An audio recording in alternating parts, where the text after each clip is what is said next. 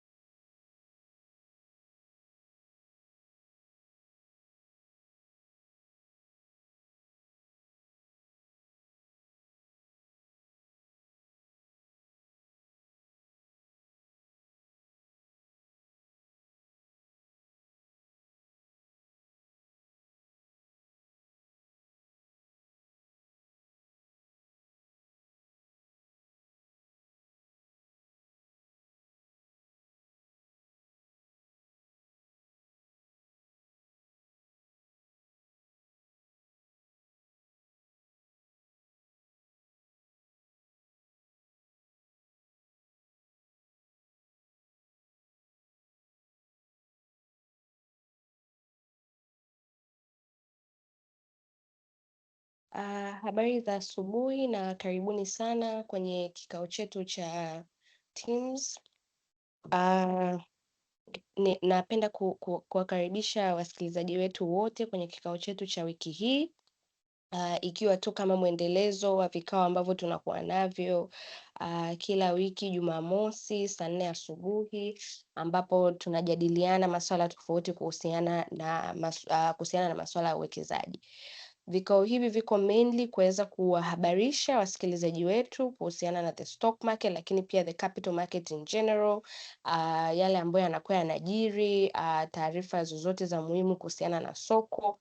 Lakini pia vikao hivi viko kuweza kuwasaidia wasikilizaji wetu au wawekezaji kuweza kujifunza ni namna gani ya kuweza kufanya uwekezaji ambao utakuwa una manufaa zaidi kwao. Kwa hiyo kama kawaida kwa wiki hii utakuwa nami Anastasia Dafi, Advisory Officer kutoka Zan Securities, na mwenzangu Paul Ngwilimi, Research Officer kutoka Zan Securities, na topic yetu ya leo itakuwa kuhusiana na common investing mistakes and how to avoid them. Kwa hiyo tumeshajadili topic mbalimbali kwenye hivi vikao vyetu, ikiwemo namna ya kuwekeza kwenye sehemu tofauti, advantages ambazo zinatokana na uwekezaji sehemu tofauti tofauti, lakini pia ni vizuri pia kuweza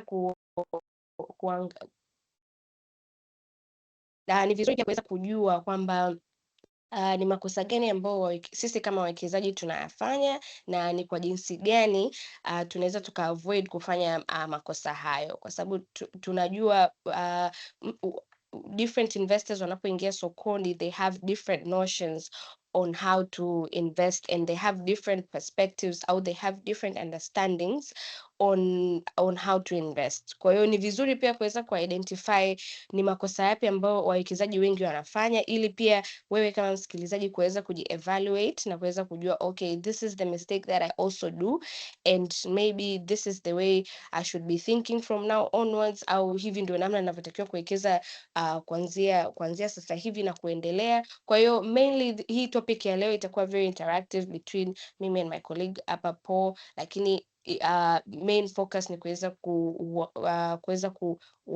kuelaborate zaidi kwa wawekezaji wetu ni makosa gani ambayo mainly tunakuwa tunakutana nayo tukiwa tuna discuss haya masuala ya uwekezaji au tukiwa tuna face wawekezaji wetu, lakini ni namna gani pia wewe kama mwekezaji unaweza ukatumia ili kuweza kuavoid makosa hayo.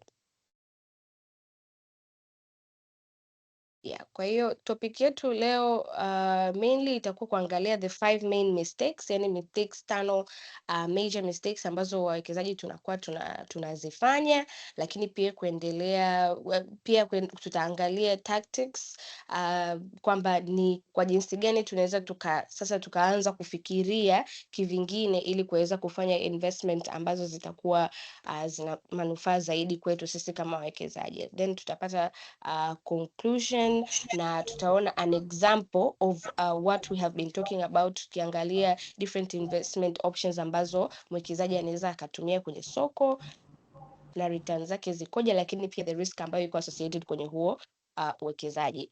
Kwa hiyo nipende kumkaribisha pia Paul aweze ku highlight what we'll be talking about, na kwa sababu kama tulivyosema kwamba our discussion today will be very conversational, ili tuweze pia kuhave a smooth presentation kwa wasikilizaji wetu. Yeah. Okay, sawa. Asante. Ningependa tena kuwakaribisha katika session yetu nyingine ya siku ya leo. Kwa majina naitwa Paul Mgwelimi, Research Officers on Securities. Na kama ambavyo Koligongo alivyotoka kuelezea, leo tutaangalia some of the common mistakes ambazo wawekezaji hufanya mara kwa mara wakiwa pindi wakiwa wanawekeza kwenye soko la mitaji, lakini pia hasa wakiwa wanaanza kuwekeza katika soko la mitaji. Obviously, investor ambaye ana zaidi ya miaka 10 akiwa anawekeza kwenye soko la mitaji, ila huyu mtu zaidi ya miaka 10 amekuwa ni mwekezaji katika biashara ya hatifungani au amekuwa akishikilia hisa kwa muda mrefu. Obviously, kuna namna fulani ambavyo huyu mtu amepitia mengi kuliko yule mtu ambaye labda ameanza kuwekeza maybe a few months ago au ndo anataka kuanza kuwekeza. So hii like this topic ipo very beneficial kwa watu especially ambao wanaanza au hawana ujuzi sana kuhusu mambo ya uwekezaji, lakini pia zaidi hata wale ambao wana a lot of experience kwenye kuwekeza, nao pia hii itakuwa beneficial kwao ili waweze kufahamu ambapo labda katika kipindi ambapo labda walikuwa wanawekeza ni makosa gani ambayo walikuwa wamefanya, na ili kuepuka makosa mengine mbele ya safari. So kwa kusema hayo, I think tunaweza tukaanza kuongelea some of those mistakes na kuanza kuelaborate. Karibu Anastasia. So kama tulivyosema kwamba we have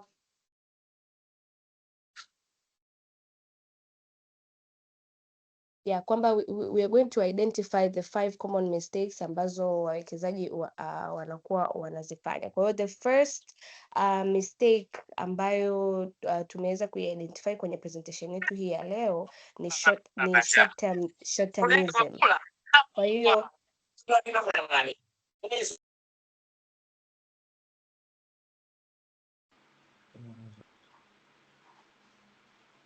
okay, tafadhali kama umejoin kikao chetu, please do mute your mic ili isisababishe a lot of distraction. Kwa hiyo short-termism hii ni pale ambapo wawekezaji wanakuwa wana focus mostly on the immediate price movements. So hichi kitu ni kitu ambacho kiko very common kwa either new investors ambao wanaingia sokoni au investors ambao tu labda watakuwa hawana a very deep understanding.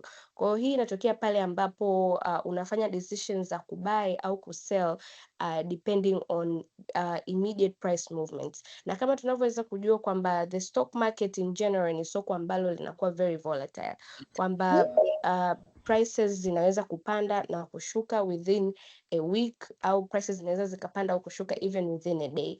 Kwa hiyo we have a group of people au watu ambao investors ambao tunakuwa tunafanya decision based on very short term price movement. For instance, price zimeanza labda tu kupanda due to a crowd of people ambao wanataka kununua a certain stock. Kwa hiyo hii inampelekea investor kufeel like okay, let me also just sell my stock hata kama nimezinunua tu last week. Sasa hivi kwa sababu unaona there's a lot of demand ya hizi stocks au kuna an increase in prices, ngoja tu niamue kuziuza, of which the whole essence ya kuwekeza kwenye the stock market is kuweza kuacha at least your money for a long period of time ili iweze kupata a gain which is more realizable. Kwa hiyo hii ni issue ambayo tunaiona na ni vizuri kuweza kuiaddress ili mtu anapotaka kufanya uwekezaji aweze kuelewa kwamba it's best kuweza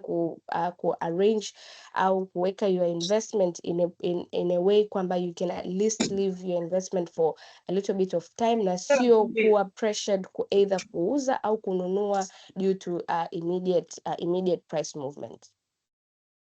Yes, mimi naona pia kwenye regard ya short termism, mimi nahisi my colleague Anastasia ame wrap up in a very simple way, lakini pia ni vitu kuna vitu ambavyo inabidi ufahamu zaidi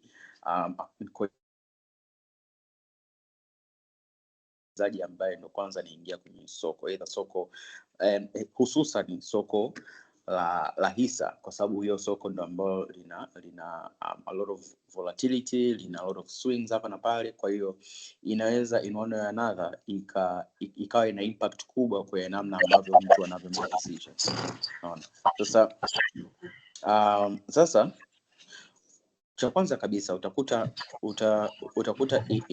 in some scenarios labda let's say labda a certain group of companies wametoa labda let's say quarter results, labda hizo quarter results zimekuwa nzuri, kwa hiyo sasa the price inaanza kurally, and sometimes prices zinaweza kurally juu ya what the fundamentals say it can go above of, unaona. Kwa sasa utakuta for example, a good example ni kipindi cha July kuelekea August pale companies like CRDB and NMB walivyotoa quarter 2 results, na quarter 2 results zilikuwa very much pleasing. Kwa kipindi kile walikuwa wametengeneza over 340 billion in profits, which was significantly higher than what they made in 2 quarters last year.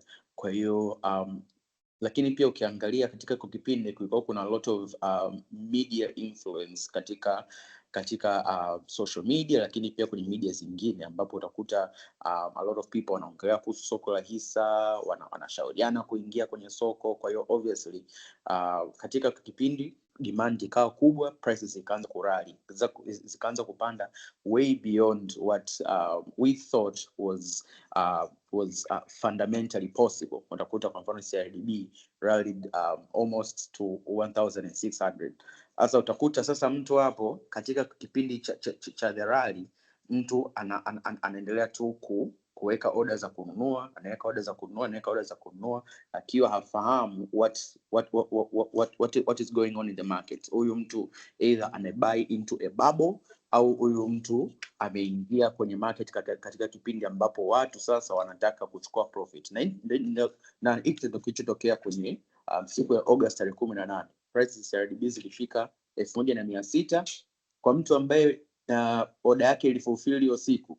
Kesho yake tu akakuta kwamba prices ikashuka up to 1210. Kwa hiyo and that illustration tumeonyesha vizuri in the next slide. Utakuta hapo kuna hapo tumejaribu kusummarize CRDB daily prices kuanzia January of 2025.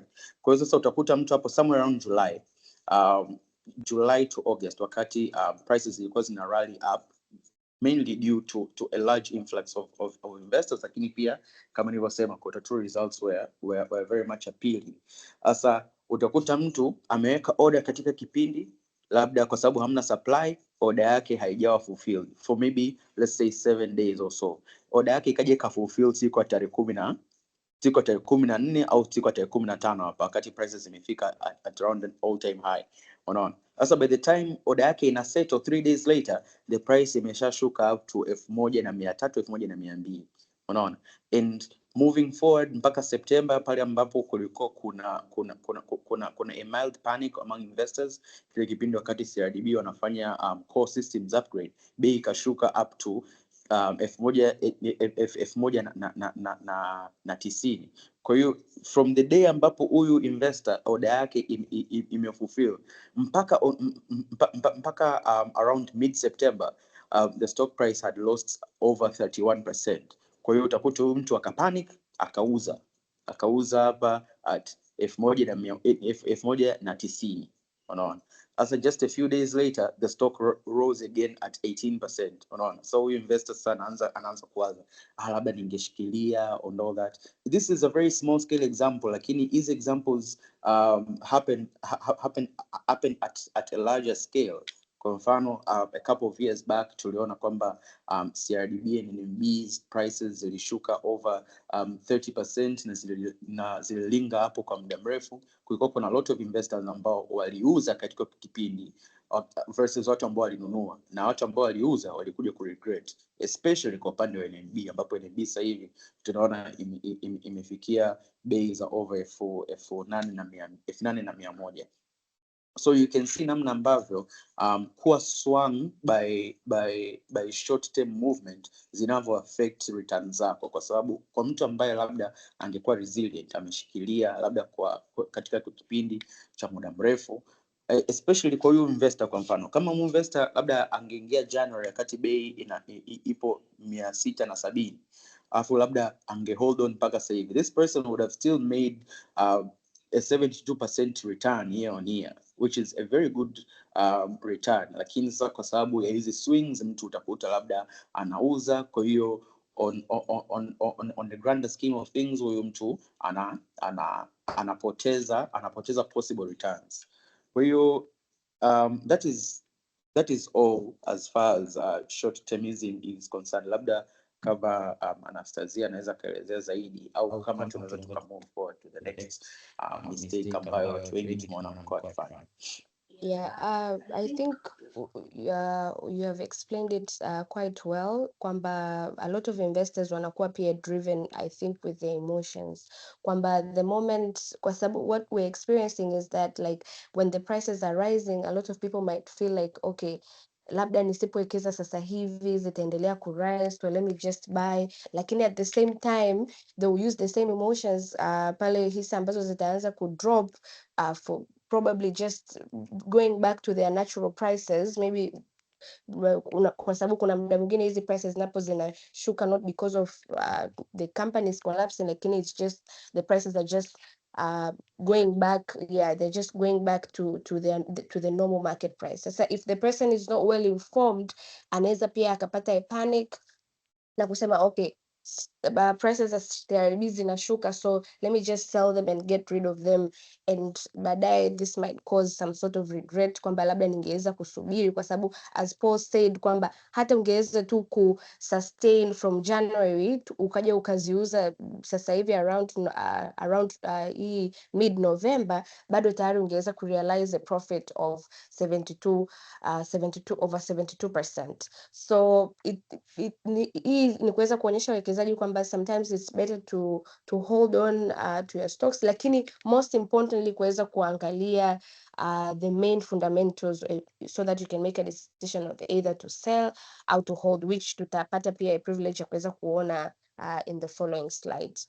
So we'll be moving forward to no plan and no structure. Kwa hiyo another common mistake that is being done by investors ni kuinvest bila kuwa na a plan or a structure.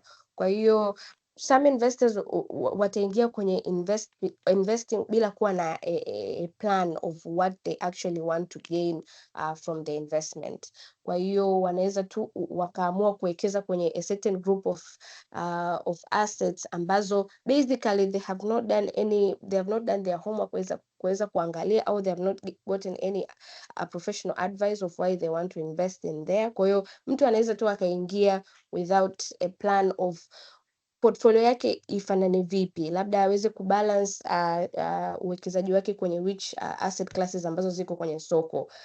bila pia kuwa na structure ya kujua okay, my goal maybe is to be able to stay with these stocks au kuweza kukaa na hii asset kwa this period of time. Kwa hiyo that is also a challenge ambayo tunaiona ambayo ipo.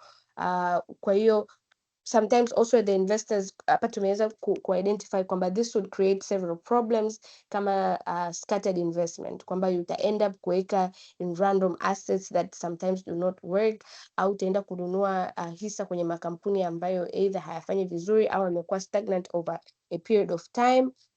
Kwa hiyo hii itakupelekea wewe ku-expose yourself in risks ambazo they were rather not as necessary kama ungeweza ku-have a plan na ungeweza ku-have a structure. Lakini kingine ambacho pia nimekimention hapo ni uncontrolled risk, kwamba without a structure unaweza ukaji overexpose kwenye risks ambazo they were actually not very important, kama vile kubase kwenye one sector. Na nakumbuka Paul tumesha ku-have a discussion on other stocks, I mean other sectors in the stock market ambayo they have a growth momentum, kwamba zinaonyesha ukuaji mzuri kwenye stock market, ili kuweza kuwasaidia wawekezaji wetu kuweza kuona kwamba they can actually diversify. Kwa hiyo without having a plan or a structure unaweza ukajikuta umefocus kwenye a certain sector which muda mwingine inaweza ikawa not as profitable. Lakini pia kitu cha muhimu ni have a benchmark, kwamba kujua what you're expecting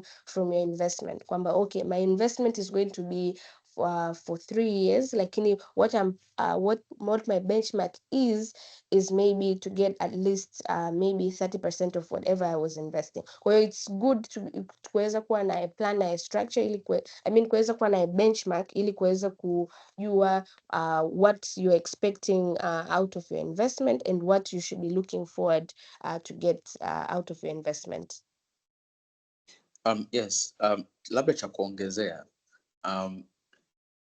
cha kwanza kabisa inabidi the Tanzanian investor afahamu nature ya market ya Tanzania, kwa sababu a lot of the times ambapo, na hii kitu nimeona sio mbaya to seek information from various sources, lakini utakuta the regular investor ana seek niite irrelevant information. Utakuta mtu anasikiliza maybe a particular podcast au anasoma kitabu au anatafuta information ambazo ziko based labda kwenye market labda ya Marekani, let's say, ambapo obviously iko very much vibrant compared to other stock exchanges in the world.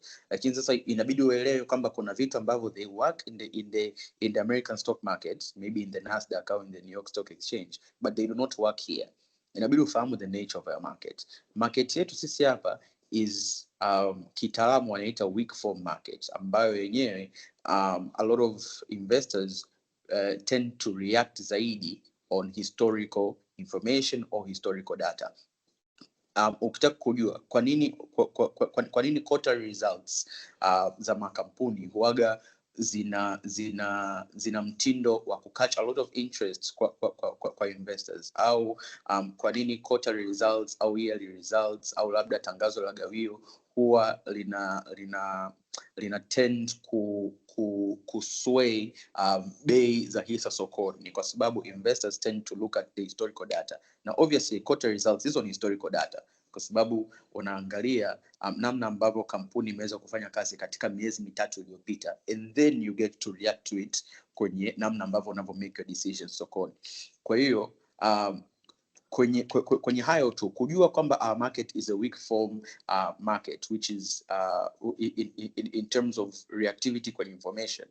Kwa hiyo inabidi ufahamu kwamba our market is mainly driven by fundamentals kama inabidi fundamentals kama ratios, fundamentals kama valuations. Ndio maana utakuta kuna kipindi prices zina rally, zinapanda juu sana, alafu zinafika muda ambapo they become way too expensive for the investor to justify buying them. Kwa hiyo ndo unakuta kuna vipindi vya correction kama ambavyo vimetokea katika kipindi cha August na kipindi cha September going into October. Ilikuwa ni kipindi cha correction all across the market, especially kwenye bei za hisa ambazo zilipanda juu sana kipindi cha August. Kwa hiyo na ukiangalia hata kwa analysis zetu sisi hapa za securities tulivyo maybe analyze or value these particular companies ambao walitoa quarter results katika kipindi cha July, hizo bei zilienda way beyond our expectations in August, alafu zikashuka to where our analysis actually was kipindi cha September, kipindi cha October. Kwa hiyo you have to understand kwamba at the end of the day, especially in a market kama Tanzania, fundamentals always win kwenye market yetu. Information ndio inaweza ikapull the market, lakini not as much as more developed markets. Tuliongelea hii swala kwenye webinars zilizopita, the news effect, namna ambavyo different news au information can affect the market. Tukaje tukajua kwamba especially in the past kuna major news or information ambazo zingeweza kusway the market but they didn't sway the market. Unaona, kipindi cha the week of the election, we expected prices to drop in particular counters, lakini the next day tukaona actually the market gained a few points, although kumekuwa kuna correction hapa na pale, but you have to understand the nature of a market before you actually start to invest. Kwa hiyo hiyo tu ni swala ambalo nimeona niongezea hapo ili tuweze kuelewana zaidi. Yes, labda ningependa kukaribisha Anastasia. Okay, labda okay, tuendelee moving forward. Hii hapa tumeita formal investing. Formal ni kifupi cha fear of missing out, kwamba unaona kwamba kuna kitu kizuri ambacho kinaendelea, watu wana benefit, watu wanapata faida, na you're like, you know what, let me just enter into this, let me just take opportunity in this because everyone else is taking an opportunity kwenye hiyo kitu. Unaona, na mara nyingi formal investing inatokea pale ambapo investors make decisions off of either hype, social media pressure, instead of actually looking at different fundamentals. Unaona, kwa hiyo sasa tumeona kwamba formal investing kwa our experience ina affect a lot of Tanzanian investors kwenye Tanzanian market, kwa sababu tupo katika age ambapo investing culture is growing. The culture of investing is growing. People are talking about financial assets. People are talking about making money. Kwa hiyo na hata ukiingia kwenye social media, every other post unayokuta Instagram unakuta kuna CFE anaongelea kuhusu swala kutaka kuwekeza au anakupa ushauri wa kuwekeza. Kwa hiyo it is a growing culture, it is a growing information. Kwa hiyo kama mwekezaji inabidi ufahamu namna ambavyo this particular information ambayo unasikia maybe from your peers au hata kwenye social media, namna ambavyo inavyoendana na what is actually happening in the market. Unaona, sasa pale ambapo utakuta kwamba labda this particular pressure haiendani na the market, hapo sasa inabidi uflag vitu fulani. Unaona, kwa mfano hapo tumesema kwamba in the Tanzanian market formal shows up clearly pale ambapo labda a stock starts gaining returns very quickly. Hapa tuliona kwa mfano kwenye upande wa Mkombozi Bank. Mkombozi Bank na yenyewe ilikuwa one of the stocks ambazo ziliongezeka sana katika kipindi cha kuanzia Mei mpaka July, probably because hiyo ndio ilikuwa kipindi, ndio maana kwanza hiyo kampuni kuanza kutoa gawio, lakini more so katika kipindi cha August after their quarter 2 results. Kwa hiyo utakuta investor haangalii labda liquidity options katika soko, haangalii hali ya soko, anaingia kwenye soko, hamna demand, hamna supply. Kwa hiyo utakuta mtu labda anaingia hoping to ride the trend, wakati mtu ameingia katika kipindi ambapo watu wana take profits. Personally kwa mfano utakuta labda kwa upande wa Mkombozi by June it had an upside of somewhere around 20 by July, sorry, ilikuwa na upside by around 25%.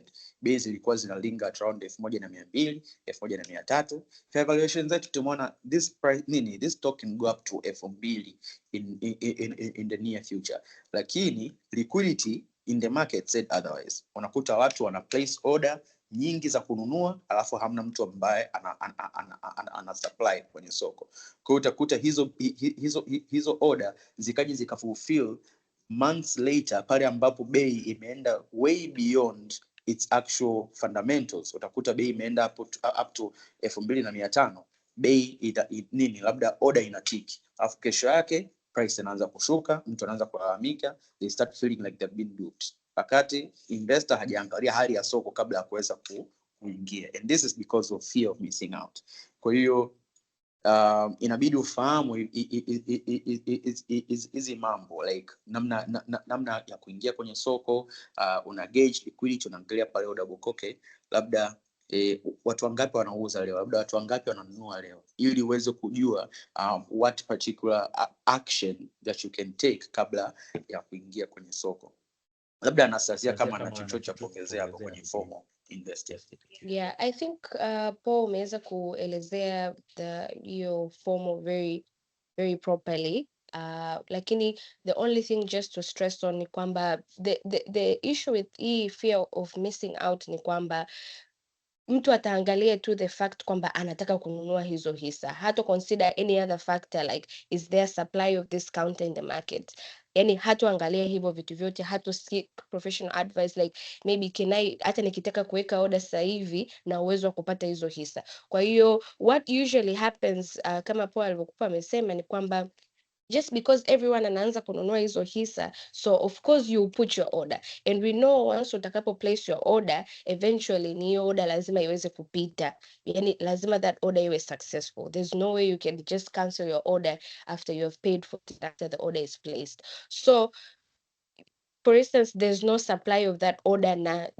If there's limited supply, or as the market principle says, is that kama hamna supply, obviously prices zitakuwa zinaendelea kupanda. So utakuta na wale watu wanao demand, they will be forced kuendelea kuweka attractive prices in the market kwa kuendelea kupandisha bei kwenye order book yao. Sasa that keeps on happening, unajikuta uliplace your order at a certain specific price, let's say uliweka kwa 1100, lakini by the time inakuja kupita at around 1500, which was not what you perceived, and probably kama ulivyosema, by the time hiyo inapita, then the market is structuring back to its normal prices, and then now you feel like nimenunua hizi shares zikiwa overpriced and now zinashuka, and then to enter again ile fear ya kwamba okay, what if zitaendelea kudrop, and then you might feel the urge again kutaka kuanza kuziuza. So it's good, of course, I think it's a good thing if people want to invest, especially kwa sababu elimu ya uwekezaji imeanza kukua very abruptly in our market. Of course that's a positive way to look at this, kwamba okay, watu wanataka kuwekeza, it's a positive thing, lakini it's very important kuweza kuangalia when to buy, the fundamentals of what is driving everybody to be looking at this certain counter in the market. Well, it's good kuweza kwanza kuangalia hivyo vitu kabla ya kutaka kuanza kuingia, and ukiwa unaingia you should also know what you're getting yourself into. Kama una place an order and there's nobody supplying in the market, obviously most likely utakuja kununua hizo hisa zikiwa na price ambayo iko overpriced au an inflated price. Yeah, lakini kingine ambacho ni kuweza kukihighlight ni kwamba also the fear of missing out can also destroy your discipline. So unaweza kukuta there are some investors ambao also I've come across this kwamba they have a certain discipline of which wanataka wao wanawekeza, lakini kwa sababu sasa hivi there's a certain counter that is trending and they feel the need kutokumiss out kwenye hiyo counter, they destroy the structure that they had ili kuweza kuingia kwenye hiyo the trending stock ambayo everybody now wants to buy. So this one will destroy your plan, of which we said is also among the problems, kwamba no plan and no structure. So sometimes also the fear of missing out can also lead you, inaweza kukusababishia wewe kuweza pia kudestroy ile structure yako ambayo ulikuwa nayo au the discipline ambayo ulikuwa nayo, ili kuhofia kwamba okay, nisiponunua sasa hivi maybe I might not be able to buy again. Kwa hiyo lastly ni hiyo kuwa exposed kwenye hizo price bubbles, kwamba eventually hizi prices zinakuwa zinaongezeka na inafika sehemu as a bubble, kama tunavyojua a normal bubble inafika a point to just burst. Kwa hiyo unakuta you enter yourself in that cycle and baadaye you feel like you made a loss, au unaanza kuwa frustrated with with your investment option. Lakini if you seek professional advice and ukajaribu kuangalia at what really matters in the market, I feel like unaweza usiingie kwenye hii mistake na kufeel kwamba you have been left out. Kwa hiyo it's good kuweza kuangalia pia who we are listening to na what types of what educative or content are we looking at, ili kuweza kutusaidia have better investment decision au better investment options. Lakini kitu kingine ni ignoring costs, which is another problem au ni issue nyingine ambayo wawekezaji wengi wanakuwa nayo, especially mwekezaji ambaye hataki dig a step further na kuweza kujua. Kwa kama tunavyojua ni kwamba hizi ukiwa unafanya investment, obviously there's cost ambazo zinakuwa ziko associated. Kwa hiyo cost ni kama vile transaction cost, bid and ask spread. Kwa hiyo pale ambapo unakuwa buying and the difference between buying and selling, especially kama unakuta counter iko liquid, ambapo nadhani Paul ameongelea na mimi pia nimeiongelea kwamba unaweza ukawa unaweka order kipindi share hizo haziuziki, kwa hiyo ukaja kununua kwa price ambayo iko juu compared to the plan ambayo wewe ulikuwa nayo kipindi unaweka order. Kwa hiyo pia ni cost ambayo iko associated na unatakiwa pia kuweza ku counter for it. Lakini pia kwenye upande wa bonds ni premium and discount, from the prices of which you are buying those a certain bond in the market, is it reasonable, are you getting the returns ambazo it's ambayo iko pia kwenye your benchmark of returns. Lakini pia kuna tax implications, whether or not the asset ambayo unawekeza ina withholding tax. Kuna management fees, kwa mfano kwenye collective investment scheme kama mfuko wetu wa Timiza, obviously kuna management scheme ambazo zinasaidia operations za mfuko kuweza kuendelea. Lakini pia impact za inflation, kwamba mfumuko wa bei, je, return ambayo unapata, do you also account for inflation ambayo ipo kwenye the market ambayo una invest. Kwa hiyo vitu vyote hivi ni vitu ambavyo unatakiwa kuweza kuviangalia. Sasa this can also be related, I think in my opinion, this can also be related kwa wale watu ambao wanakuwa na short termism, yani kwamba amenunua sasa hivi, amekaa wiki moja, ameuza. Sasa unaweza ukakuta unauza and all the profit au ile margin ya profit ambao umetengeneza, all of it inakuwa inaenda kuisha kwenye kucover hizo costs za transaction. Kwa mfano kwenye hisa we have a 2.4% kipindi unanunua na kipindi pia unauza. Kwa hiyo unapotaka kufanya decision ya kuuza hizo hisa, let's say umepata a certain gain within a short period of time, labda umenunua kipindi kile shares za CRDB bado hazijachangamka and then zikaja kuchangamka, it's good to also account for the fact kwamba kuna 2.4% ambao ulikuwa umekatwa kipindi unanunua na another 2.4% ambao utakatwa kipindi ambacho unakuwa unauza, kwa sababu kuna watu wengine ambao wanauza kwenye hiyo short term, they ignore this cost na unakuta they assume kwamba wanatakiwa kupata kiasi hichi, lakini at the end of the day hiyo hela inakuwa deducted kwenye hizi cost ambazo ziko associated na uwekezaji wako. Kwa hiyo as an investor who wants to make smart investing decisions, lazima pia kuweza kuaccount for kwenye hizi cost ambazo ziko associated na uwekezaji wako. Paul, you have anything to add? Yeah, mimi naona kama vile nikiongeza chochote hapo nitakuwa ninaharibu the concept, because the concept was very well elaborated, kwa sababu everything ambao unafanya there are cost ambazo zinakuwa incurred, especially when it comes to investing. Unaona, kama alivyoelezea Anastasia, ameelezea vizuri sana kwenye upande wa transaction fees. Kwa sababu hili ni swali ambalo wawekezaji wachache sana wanauliza pale ambapo labda wanafika ofisini, labda wanapiga simu wanataka kununua hisa. Hili ni swali ambalo watu wengi hawaulizi, kwa sababu labda utakuta mtu anasema bwana, mimi hapa labda sina milioni 15 nataka ninunue hisa za CRDB. Unaona, labda hapa nitapata hisa ngapi? Unaona, sasa hapo huyu mtu hafahamu kuhusu transaction fees. Unaona, kwa sababu transaction fees are important. Transaction fees keep the market running. Transaction fees keep the particular brokerage running. Lakini pia transaction fees hizo zinaenda kwenye mfuko regulator ambao unaitwa Fidelity Fund, ambao wenyewe it is an emergency compensation for investors pale ambapo ikatokea a systemic risk. Kwa hiyo all of these things are put together into the 2%, 2.4% commission ambayo kila mwekezaji analipia pale ambapo anataka kununua au kuuza hisa.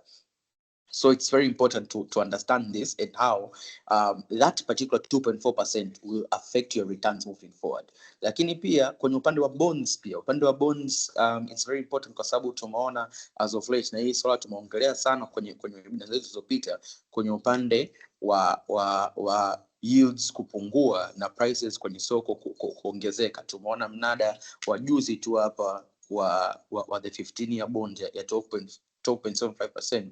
Tulitegemea kwamba labda demand inge cool off considerably kutokana na a lot of political uncertainties ambazo zimetokea, lakini pia coupon kupunguzwa kwa kiasi kikubwa. Lakini ukiachana na hivyo, bids bado ziliingia kama kawaida, over 200 bids ziliingia, and over 700 billion was subscribed against just 140 billion ambayo BOT walikuwa na offer. Kwa hiyo hapo unaona kwamba price ilikuja price ilikuja ikaset around 104, ambapo sasa hapa tulitegemea hata kama ingekuwa premium ingeset around 101, 102, unaona. Kwa hiyo hiyo premium ambayo mwekezaji analipia pale ambapo ananunua bond, na yenyewe it is an associated cost, unaona, ambayo yenyewe investor inabidi aichukulie into account pale ambapo anapo calculate au pale ambapo anapo expect returns zake katika kipindi fulani ambapo yeye anataka kuwekeza. Kwa hiyo all of this is very much important. Hata inflation zaidi ni kwa wale wawekezaji ambao wanawekeza kwa muda mrefu. Yani kuta mtu labda ana horizon ya miaka 20. Inflation ni kitu cha kuangalia sana, kwa sababu at the end of the day huu uwekezaji wako utakuja, utauza, utahitaji cash utahitaji kuitumia. Kwa hiyo obviously cash has a lot of implications and effects upon inflation. Mfumuko wa bei ukiongezeka, milioni 10 yako ya baada ya miaka 20 itakuwa less valuable than milioni 10 yako ya sasa hivi. That's how just inflation works. Kwa hiyo these are very important concepts ambazo kila mwekezaji inabidi afahamu na take into account. Labda tukiendelea kwenye our final mistake, na hii hapa ni moja ambayo tumeongelea hapo nyuma, lakini tumeona kwamba tuipe its own point. Taking advice from the wrong people. Unaona, kama nilivyosema kwamba investing culture and investing information inaanza, it's growing in the market, which is a good thing, kwa sababu bado soko letu bado ni changa. It's very much young. Wawekezaji kwenye soko la hisa wazidi hata milioni 1 nchi nzima. That accounts for less than 1% of the entire population. Kwa hiyo seeing kwamba the culture of investing and information, wawekezaji ambao they view investing in stocks or investing in bonds as an option ya kupata return ni jambo zuri, lakini namna ambavyo, yani how do you get there, namna ambavyo unavyoingia kwenye soko, it's a very very important thing. Unaona, where do you get your information from? Who advises you to make these moves kwenye market? Ni jambo muhimu sana, unaona, kwa sababu utakuta labda umepata information, labda mimi hapa nina rafiki yangu ambaye ananunua hisa 100 kila wiki. Okay, kununua hisa 100 kila wiki is not a bad thing, kwa sababu unaongeza your assets, lakini muulize hizo hisa 100 anazonunua kila wiki ananunua za kampuni gani? Unaona, labda mimi hapa labda nimenunua bond last week. Unaona, okay, so what particular bond did you buy, at what price umenunua? Unaona, those are very important things to ask a particular person who wants to give you advice on investing. Lakini pia kitu kingine, angalia hata the nature of the person ya mtu ambaye unachukua advice kwake. Professional qualifications are very important, kwa sababu kwenye nchi zilizoendelea not everyone anakuwa licensed kukupa ushauri wa uwekezaji au ushauri wa kifedha. Na in other countries, kampuni ambazo countries ambazo zimeendelea, giving out financial advice or investing advice bila professional qualifications is a felony. Yani mtu anaweza akawa sued, akapelekwa mahakamani kwa sababu alitoa advice ya wekezaji au advice ya kifedha bila kuwa na actual credentials. Unaona? Kwa it is very important kujua who is giving you this advice, lakini pia hata huyo mtu ambaye kama ana professional qualifications, although this is kind of personal, mtu ambaye obviously anafanya kazi katika sekta ya uwekezaji, most probably anaye pia amewekeza. Unaona? If you are cordial on a personal level, muulize yeye personal experiences zake. Bwana, mimi hapa labda nataka ninunue niongeze position yangu kwenye CRDB. Wewe hapo unaweza kunishaurije what particular mistakes or what particular experience ambazo umepitia hapo kabla? Okay, labda nikikuuliza labda kwa portfolio yako ulivyotengeneza, unaona return gani ambayo labda niki-emulate naweza nikapata kwa mwaka? Those are very important things to ask ili kujua kabisa kwamba okay, this person that you're listening to is the wrong person or it is the right person. Unaona? Kwa hiyo not everyone understands the market the way people who are actual professionals understand the market. Unaona? Not everyone can analyze financials. Sio kila mtu anafahamu risk return. Sio kila mtu anafahamu cycles za markets, lini kununua, lini pa kutununua, when to hold, when to buy, when to sell. Not everyone understands that. Kwa hiyo it is very important to find the person who does and take advice from those people.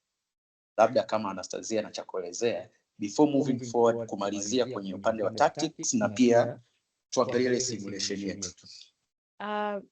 I think ume identify all the things ambazo we truly advise our listeners, our investors kuweza kuzingatia. So tumekuwa tukiona au tuki notice kwamba there's a lot of people ambao wataamua kuinvest in a certain counter due to reasons kama vile price yake tu ni ndogo, kwa hiyo nataka kununua ili niwe na ile feeling ya kuwa na hisa nyingi, kwa sababu kila mwekezaji ana namna ya kufikiri. Kwa hiyo ni vizuri sasa kuweza kufanya hiyo we highly recommend watu kuweza kufanya uwekezaji. We highly recommend watu kuweza kufanya as regular investments as possible, kwa sababu it's a good way to save your money. It's a good way to store your money safely and also to grow. Yes. Lakini we also highly recommend, even with the culture of investing, mara nyingi pia kuweza kufanya uwekezaji ambao uko sahihi. Kwa hiyo hizi kama challenges za kuweza tu kununua hisa nyingi bila kuweza kujua fundamental reasons ya wewe kununua hisa kwenye hiyo kampuni, so labda kuwa tu based na kwamba hii hisa bei yake ni ndogo, kwa hiyo mimi nitanunua tu as much as possible. So these people baadaye wanakuja kujikuta kwamba probably wanaweza wakataka kuuza, wakashangaa hawawezi kuziuza hizo hisa kwa sababu they are not demanded in the market. Kwa hiyo mtu anakuwa stuck with those shares and then it becomes also a problem and a burden. Kwa hiyo it's very important kuweza kufanya hiyo analysis. Lakini kingine ambacho pia tumeshawahi kudiscuss kwenye our previous meetings ni advantages ambazo zinatokana na uwekezaji labda kwenye real estate na kwenye shares. Kwa hiyo sisi kama investment advisors au the research department ya Apazan Securities, it's our duty kuweza kuangalia the returns ambazo zinatokana na huu uwekezaji. So sometimes unaweza ukafanya decision ya kuinvest in a certain asset class which yes has profitability, lakini you could have gotten maybe more returns kama ungeweza kuwekeza in a different asset class. Lakini due to lack ya ile information unaweza ukafanya an investment which might be profitable but not as profitable kama ungeweza kuwekeza in a different asset class. Kwa hiyo it's very important kuweza kuavoid friends ambao they just give you information out, yani kutokea kwa walichokisikia tu, kuweza kuavoid WhatsApp groups ambazo they are unofficial na wanatoa tu ushauri probably based on kitu information ndogo ambayo labda walikuwa nayo, social media hypes bila kuwa na analysis. It's good to invest, lakini it's also good to kufanya investment ambayo it's a smart investment. Kwa hiyo avoid people who also have not built, ambapo kwa amekisema kwamba mtu ambaye pia hana ile personal experience atakapokupa ushauri, it's good kuweza pia question kwamba okay, what was your experience, uliwekeza wapi, na vitu kama hivyo. Lakini also emotionally driven au family pressure investment ni kitu pia cha kuweza kukiangalia sana. Na tuliweza dive deep into this tulivyofanya ile presentation ya real estate compared kwenye kuwekeza kwenye hisa. Kwa hiyo it's very important kuweza we highly advise you to invest, lakini pia kuweza tunatoa caution kwamba it's very important wewe kuweza kuangalia information yako au reason yako ya kuwekeza inatoka kwenye which source of information. Kwa hiyo we're going to move forward to the tactics to stay profitable and avoid easy mistakes ambazo tumetoka kuzi outline. Okay, sawa. Kwa sababu unaona kidogo muda wetu unachukua mkono, ningependa ku kind of summarize the next few slides in a way. Lakini pia kwa sababu hizi presentations zinakuwa recorded, lakini pia tunazipost kwenye our YouTube channels and securities. Kwa hiyo kwa mtu yote ambaye angependa kufahamu zaidi au kupata a clear picture of what we're talking about, unaweza pia ukaangalia presentation hii kwenye YouTube, lakini pia hata presentation zilizopita ili uweze kupata context of what we've been talking about for the past year or so. Unaona? Sasa tukiendelea, cha kwanza kabisa inabidi uwe na a clear investment goal. Inabidi kila mwekezaji inabidi awe na malengo yake ya kifedha au na malengo yake ambayo anataka kufikia pale ambapo anataka kuanza kuwekeza. Lengo lako ni je, katika huu uwekezaji mimi nataka kupata, let's say kila mwaka nataka kupata kiasi fulani cha fedha kwenye this particular investment. Unaona? Labda mimi hapa nataka pesa yangu ikue kwa kiasi fulani by labda say after a period of time. Unaona? Au mimi hapa nataka niweke fedha hapa, I don't really care much about high growths, labda I don't really care about the amount of income ambayo inanipatia, but I want to just preserve capital. Kama mimi hapa niwe tu ninajua kabisa kama pesa yangu labda nimeweka sehemu fulani inakuwa kwa kiasi fulani na iko safe. All of those are different goals ambazo wawekezaji inabidi uwe nazo. Those are just some in a summary, lakini this just give a picture kwa nini kuwa na goal ni muhimu sana, kwa sababu hata kwenye upande wa ushauri inakuwa rahisi zaidi kukushauri wapi ambapo unaweza kuwekeza ili uweze kufikia malengo yako kiurahisi. Mimi hapa mtu ambaye lengo lake ni capital preservation, alafu anataka kuwekeza kwenye stock market, ninashindwa kuelewa kama huyo mtu atafikia lengo lake to its fullest. Unaona? Each particular goal ina mix yake ya assets ambazo mtu anaweza kuwekeza.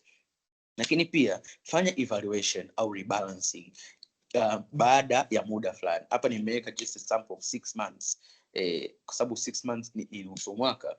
By 6 months una a wider view ya namna ambavyo uwekezaji wako ulivyofanya kazi over those 6 months. Unaona? Kama ni hisa unajua kabisa okay, by the past 6 months labda hisa imepanda by hii na hii, labda in terms of volatility imeshuka mara ngapi, imepanda mara ngapi. Just fanya evaluation zako. This 6 months is just an example. Mtu anaweza kafanya evaluation yake let's say every year, kwamba kila mimi napofunga mwaka labda nimewekeza labda July, by next year July nataka nifanye evaluation. Je, huu uwekezaji wangu unanipatia faida? Ni kitu gani ambacho labda naweza nika edit hapa, kitu gani ambacho labda naweza kaongeza, nikapunguza, nikaweka sehemu zingine. It is very important to reevaluate your investment across a particular time period. Lakini pia kwa upande wa bond, track yield changes, lakini bond auctions as well. Ndio obviously umenunua labda bond kwenye mnada fulani labda let's say Januari huko, unaona, lakini pia ni vizuri uwe unafuatilia results za minada mingine ili uweze kujua namna ambavyo yield na prices zinavyobadilika, ili uweze kujua okay, in a broader perspective the bond market iko hivi.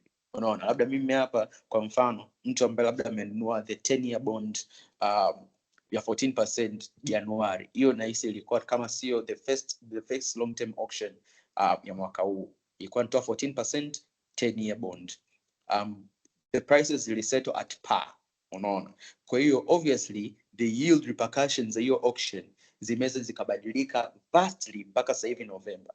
Obviously huyo mtu akitaka kuuza hiyo bond atapata faida kubwa sasa hivi compared to labda angeuza nini, let's say a few months ago. Kwa hiyo it is important kuangalia hizo yield changes especially kwenye soko la hatifungani, lakini pia kwenye hisa tumechukua the key indicators ambazo inabidi uzitrack on a broader perspective. Indicators ziko nyingi sawa, lakini angalia hizi indicators pale ambapo kampuni labda uliowekeza imetoa quarter results. Angalia earnings per share, kwamba kwa kila kwa faida ambayo kampuni imetengeneza ni kiasi gani cha faida ambacho kipo entitled kwa kila mwanahisa wa kampuni hii. Itakupa a big picture namna ambavyo, first of all, namna ambavyo kampuni inavyotengeneza profit efficiently, lakini pia inaweza ikakupa a picture ya namna ambavyo a dividend payout of a company might fare labda kipindi mwaka atakapofunga mwaka. Lakini pia angalia dividend consistency. Je, hii kampuni ina policy ya kutoa magawio mazuri and consistently? Hilo ni jambo muhimu sana kwa sababu ukinunua hisa kampuni, you're essentially locking away your money with the company na wanaitumia hela kufanya kazi fulani. Kwa hiyo mara nyingi ni vizuri at least kupata gawio la faida ili kuweza kumaximize return zako kwenye uwekezaji wa hiyo kampuni.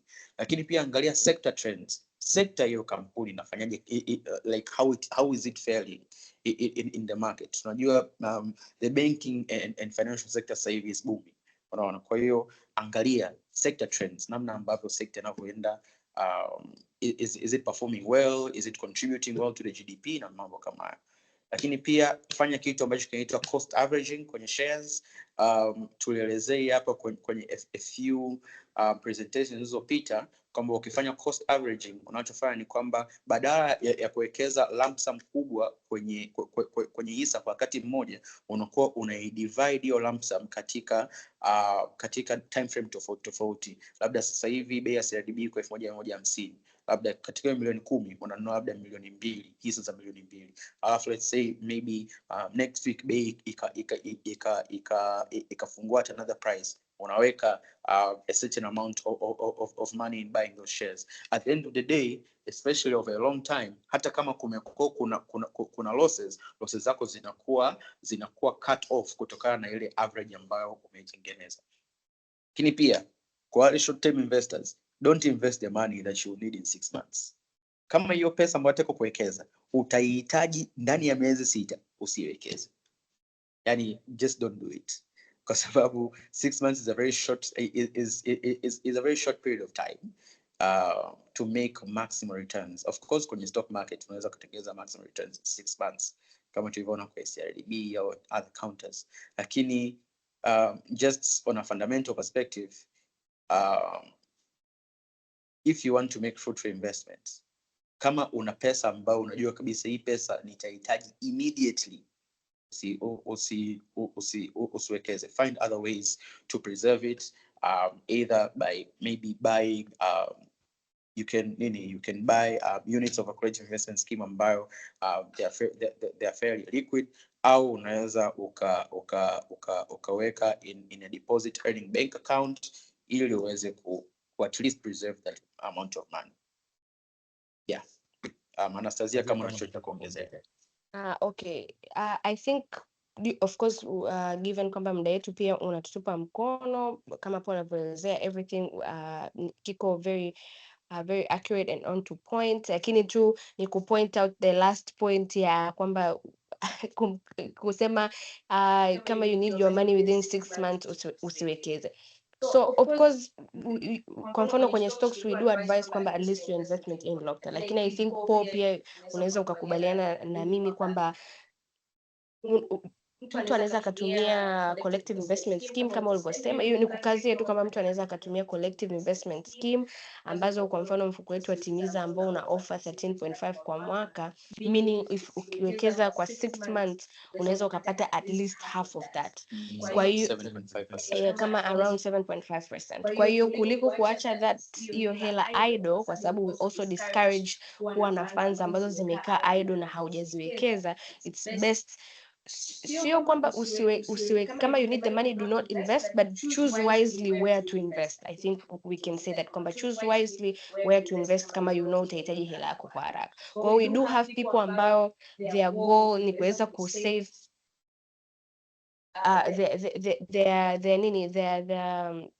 their goal labda ni kuweza kuwekeza labda tuseme kwenye treasury bond, lakini wanaweza wakastore their money kwenye mfuko wa Timiza kwa a certain period of time mpaka hela ile itakapoweza kufika lile lengo ambalo walikuwa wanalitaka, ili sasa kuweza kununua bond ambayo alikuwa anapenda kuinunua kwenye the bond market. Kwa hiyo it's more of wapi kuwekeza hela hiyo kama ni kwa kipindi kifupi, na wapi kwa kuto kuwekeza hela hiyo kama ni kwa kipindi kirefu. Kwa hiyo if ukizungumza ukitutumia message ukatuuliza like kwamba you want to structure your investment in some type of way, labda mimi nataka kuweka hela yangu kwa miezi 6 alafu nataka kuitoa, nataka kununua labda hisa za CRDB kwa sababu naona labda kipindi hichi bei itakuwa iko more reasonable, you can contact us na tunaweza tukadiscuss namna ya wewe kuweza kuweka hela yako and then baadaye ukataka kufanya the investment which you wanted to do. That was just to add on to that point. Yeah.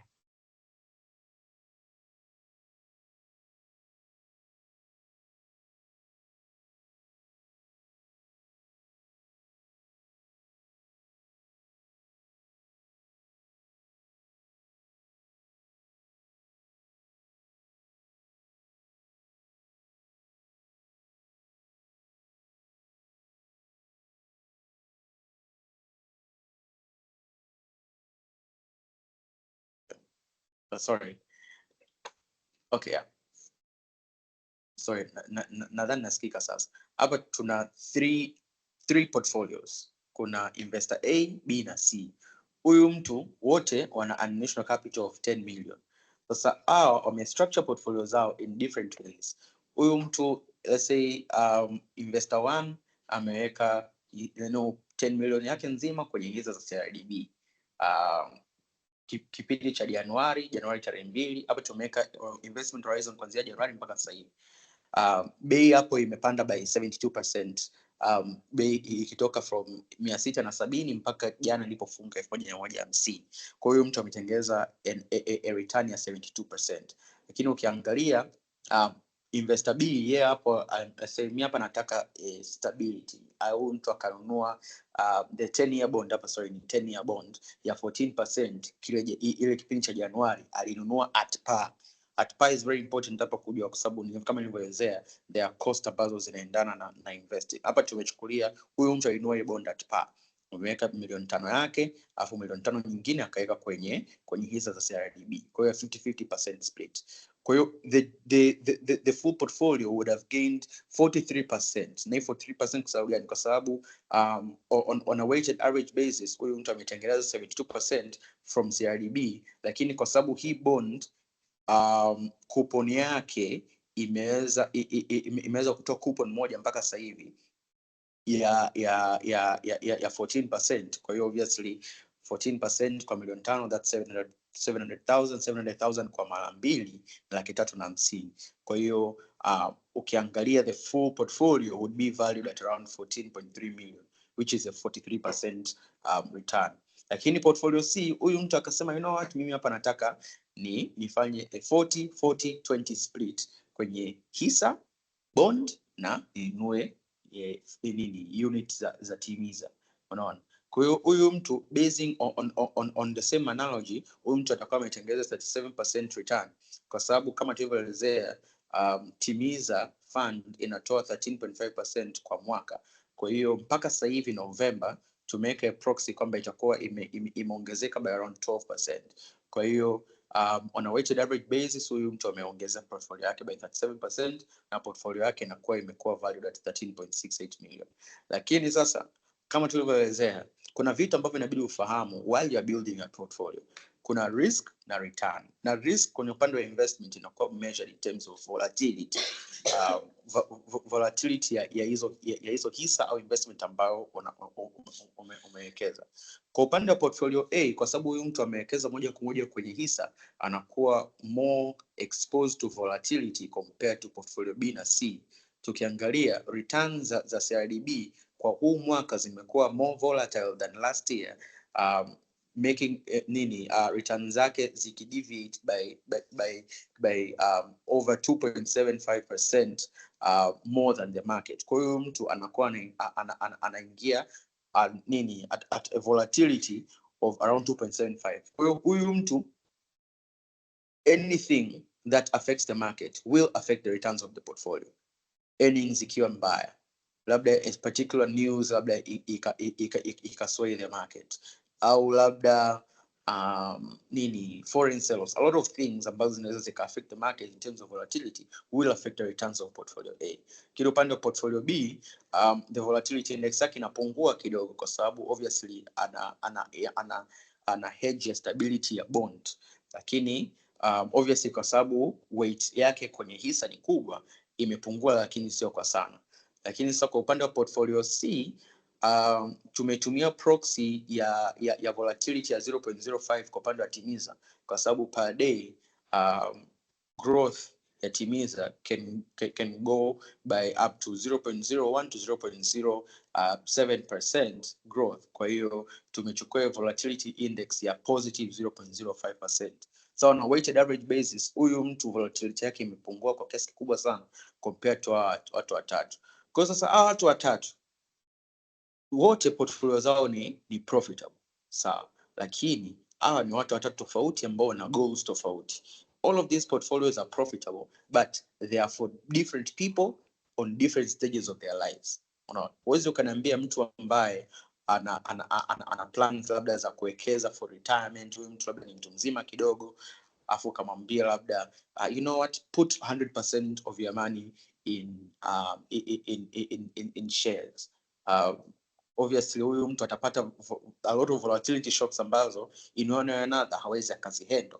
Lakini obviously mtu ambaye ni kijana, mtu ambaye maybe let's say is in their 20s, in their early 30s, anataka kuongeza returns kwenye pesa yake, portfolio A could be a much reasonable way to go. Kwa hiyo it's just a short simulation, na kwa kusema hayo naona tumefikia mwisho wa presentation yetu, na asante sana kwa kuwa nasi. Naona tumezidisha muda kidogo by around 5 minutes, but tutatoa a grace period kwa maswali mawili.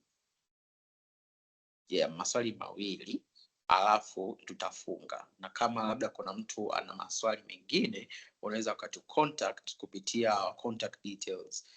Mtu anaweza akatumia message kwenye WhatsApp yetu ya namba 0756, weka hapo kwenye X.